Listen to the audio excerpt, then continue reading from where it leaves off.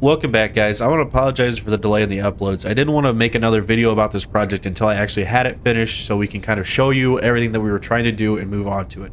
Over the last couple of days, I've been working extremely hard, putting a lot of hours into this to kind of get everything finished and have everything worked out so I can show you this video, give you a tour of all of it, and we can get back to our aluminum factory that we were working on before.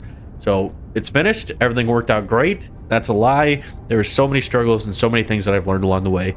We're going to get into the video. We're going to do a little bit of a tour, go through all the numbers and kind of show you how this all works. And then we're going to talk about some of the things that I wish it did differently to hopefully help you guys out in the future. All that being said, guys, we're going to get into the video. Hope you guys enjoy. So the entire project here runs off of just 2 oil nodes alone. They are 2 pure nodes fully overclocked about 250%, producing 1,200 oil per minute. So as for our refineries, we're running about 94 refineries in total. They're set up in lines of 10. So each of these are going to be 10 that you're going to see here. I've put a little sticky note on the side there so you can kind of understand some of the numbers there as opposed to just me shouting out stuff to you. You can tell whatever refinery we're on based off of the color of the pipeline behind it. So the black pipe right there, that's the oil. That's pretty much taking the 1,200 oil per minute, mixing that together, making 1,600 heavy oil residue per minute. And the 800 polymer resin, we're just jumping down the drain that's going off to a resource sink underneath. From here, we're switching on to our purple lines. This is our heavy oil residue, that 1,600 that we talked about earlier. That's running to 54 refineries, 53 underclocked to 33%. And that's consuming the 600 heavy oil residue per minute and mixing that with 3,200 packaged water per minute, producing 3,200 diluted packaged fuel. And there's a lot of numbers there. There's a lot of big words, but hopefully you can kind of understand what we're doing exactly. There's just so much that went into this project. We're going to kind of go over the packagers here in a second. I'll show you all that stuff, and I'll show you the pipe underneath and everything that we had to do to make this actually run properly. For our water packagers, it worked out to be a perfect 1-to-1 split. So each of these water packagers produce 60 per minute, and the refineries cost 60 per minute. We're currently running about 56 water packagers, which is way more than we need for actually 53 refineries. The reason that I did that is just because I was making them in blocks of 8, and it worked out where that would be the 8th one, and I didn't want to tear everything down. So I just stuck with that, and there's a little bit of overflow in the system, which is perfectly not a problem. It's not hurting anything. Just took me a little more time to set up, and it really wasn't that big of a deal. Since we have this set up as a 1-to-1, it makes it a lot easier to kind of break this down. They're set down in these 2 lines that are really compacted together, but it's set up underneath and belted as 10 packagers to 10 refineries. So it's set up in a manifold line that goes down into a split underneath, which I'll show you in a minute. But now that we got an idea of kind of how the system works, we can start to go into the overall picture of the thing. So this is a little diagram that just basically talks about everything that we're doing. We're over here in our water packagers here in the bottom right. From there, you get your 600 package water. That's going to be broken down into our 10 refineries, where we have our 600 heavy oil residue being brought in, and our 600 packaged water being mixed together, creating the 600 diluted fuel per minute, and that's going to our unpackagers, which also works out as 60, which is just 10 packagers. So the whole system kind of comes around and loops together, and then all these are laid out on top of each other. So there's 5 different lines of the diluted packaged fuel that's all kind of being broken down. So with numbers like 56, obviously you don't get easy 10s. So what it's set up as is there's 10, 20, 30, 40. So the first 2 sections of each of these lines, the first 20 of them, are set up as single manifold lines. And then underneath that, you have the remainder 16, which is just kind of merged together and kind of forced off to the end to kind of loop the system and make sure that everything is covered overall. So that's kind of the packaged water. We're going to move on to the diluted stuff, and I'm going to kind of show you more of the stuff underneath here. So you can kind of see the overview and the underview of kind of what everything looks like and on the belting. So pretty much there's 10 of them in the line. That white marker there for the white pipe is the 10th line. So the line in front and the line behind are both broken down into different systems, and then it's the same further down. So that's how you get your 10, 20, 30, 40. Underneath, there's just manifold lines. Are really simple. You have a manifold line for your empty canister return, and then you have a manifold line for your splitters, which is going to be your diluted packaged fuel coming in. So there's pretty much set up on both sides. You can kind of get the picture underneath. The water looks almost identical to this. There's a little bit different stuff kind of at the end, which you'll see in a second. We're going to kind of talk about how I handled the extra 16 unpackagers when I didn't have the amount that I needed. So I had to do some weird priority liquid stuff, but I'll just kind of explain all that in a second when I go into my buffer system. And the final part of this is our fuel generator. So we're being able to produce 5 full lines of the 600 per minute based off of our 56 package that we have with the 6 remainder. And I was able to make a buffer system for a priority overflow, which I'll kind of show you guys in a second in our next clip. But I just wanted to demonstrate and show you guys kind of all 250 of our fuel generators here. So far I've showed you guys a ton of numbers and went through a lot of stuff, but this is not a perfect system by all means, and I don't expect you guys to kind of follow just the last 4 minutes or whatever it's been. I expect you to kind of watch the whole video and learn a lot of the mistakes that I made, because I made a ton of mistakes during this, and part of it was forcing me to make this system here, which is a fairly simple system, but it pretty much covers my ass from any of the productivity issues I had. If I had some of the fuel not get to the end of the manifold and it would cause it to run at 98%, it wouldn't be able to supply all 25 or all 50 of the fuel generators, just simply because that requires 600 per minute. And if it makes 599 per minute, something's going to shut down. It wouldn't be able to keep up. So what I did was I created this overflow buffer system, which if you understand the fluid dynamics of the game, you might look at this and kind of understand what it is exactly. But if you don't understand, I'll try to explain it a little bit. So each of these lines down here are 8 refineries. So the last little line. So this is, or not 8 refineries, sorry, 8 packagers. So this is 8 fuel packages right here. This is 8 fuel packages right here. So this is our priority, our main line, which would be our 5th line. So this goes right through here into the buffer. And then I put this variable junction here, which allows this last one here to come through. And with the valve, a directional valve, it forces it down. It's going to fill this pipe first, which means that whatever this needs, so if this is making 400 per minute, which I believe is the number, it's going to take 200 for this, and then the last place it's going to go is upwards into this buffer here. So that means that this line now becomes 600 full line, and this becomes a 200 full line. So this is able to kind of split the fuels up. It's pretty much a smart splitter is what it is for pipes. And I don't really need these buffer systems. I put these buffer storage here just to kind of make this look a little bit cooler, kind of make it part of the factory. So then at the end of this, on the back side, you get your full 600 line right here, which runs around through all this stuff underneath. And then you get your overflow line, which goes all the way down to the end to the other side. And I'll kind of show that in a second. Just give me 1 second. Let me run over there. So over here on the other side, you can start to see that I pretty much did the exact same thing. This is the line where it comes up and then runs all the way across down, and there's 5 outcrops to kind of go out to where it needs to. And it's just above it with 2 of the junctions, and then it's got a valve right there to force it from backfilling.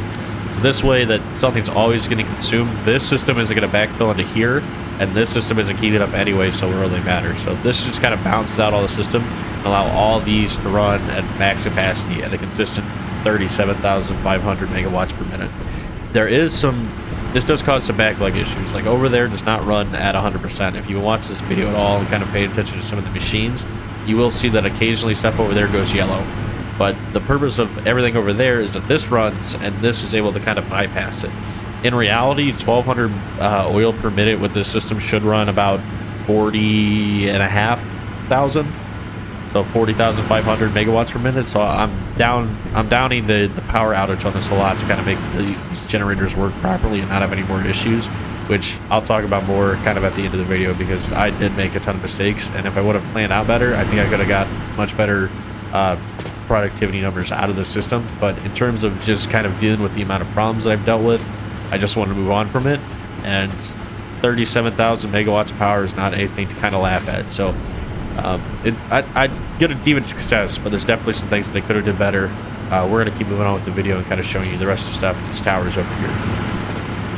So up here is our tower 1. This is where we have the majority of our power switches to kind of shut anything off that we can need. We have all of our systems isolated between our heavy oil residue, our packaged water, our fuel extractors, fuel packagers, and then our diluted fuel over there. So all these can be shut off to kind of isolate the problems. I can't think of a situation where we really would need these, but it's better to have them than to not. I try to include them in all my builds. We have our main shutoff right here, as well as a little purple power slug that we're going to keep here forever. So I don't really need it, and it just kind of spawned there once they did the update 8, so we're going to keep that there. I just wanted to put some various stuff in here to kind of make it look like, you know, I can hang out up here. So I got some storage that's really for nothing. I put a MAM up here, a nice little catwalk. We just kind of have a nice little design up here for a little power station. Across the way is our battery tower. So instead of using hyper tubes for once, I wanted to try to use these jump pads, and they really do not work the best. I don't recommend using them, but in terms of functionality, they do work a little bit. You got to kind of finagle around to get them to go in a straight line, but I was able to make it all work, and now I've created this cool little kind of bounce around system that allows me to go from one tower to the other pretty easy without really having to move my mouse and keyboard a whole lot. I can just kind of jump on the pad and just let it take me across. So you've probably seen this tower already, but this is just a battery tower. It holds about 18,000 megawatts of backup power.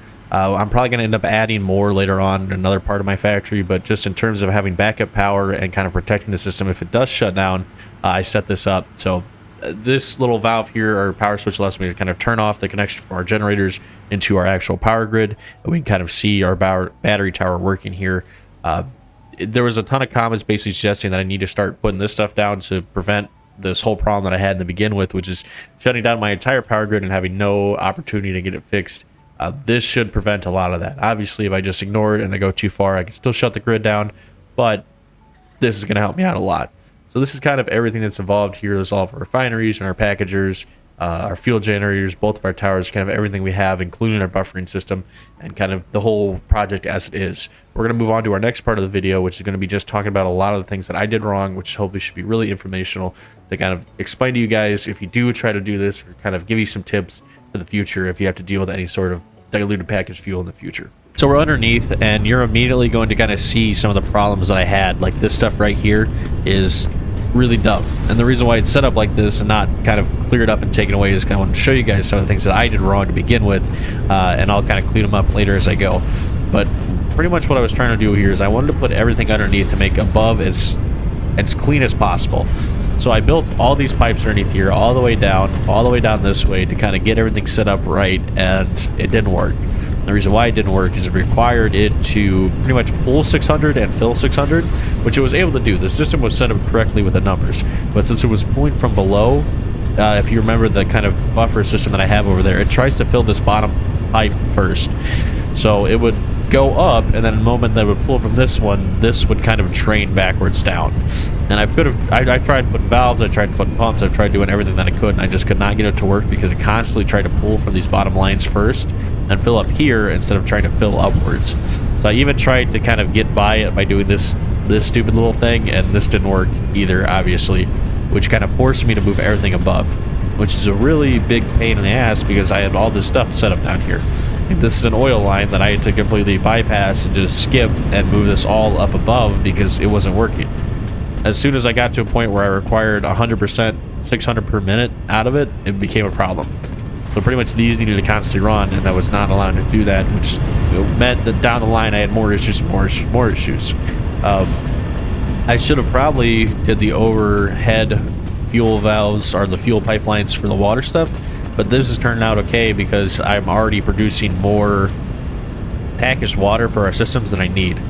So this is working, and this is able to keep up, and surprisingly it should technically have some issues, but it's able to work, and I'm going to leave that alone because I don't want to mess with anything else because it's been such a fragile system. And over here, this is pulled from below, but this stuff is coming down, so this doesn't matter. This is actually working how it is, so this is pulling down from the top. This is our fuel line over here, and this kind of goes down to the end this way. So this actually worked, but all the other stuff didn't. Another problem I had was I set these up for 13. I kept getting split up between using 600 per minute and 780 per minute for the Mark V belts, because I would think, oh, I can fit 780 onto this, and it would work out, and then I would just wind up having a bunch of issues with my system, especially with these empty canisters, which I'll go down there and I'll show you that in a second. But I had so much trouble with these empty canisters just getting back to where they needed to be. So let me head down there.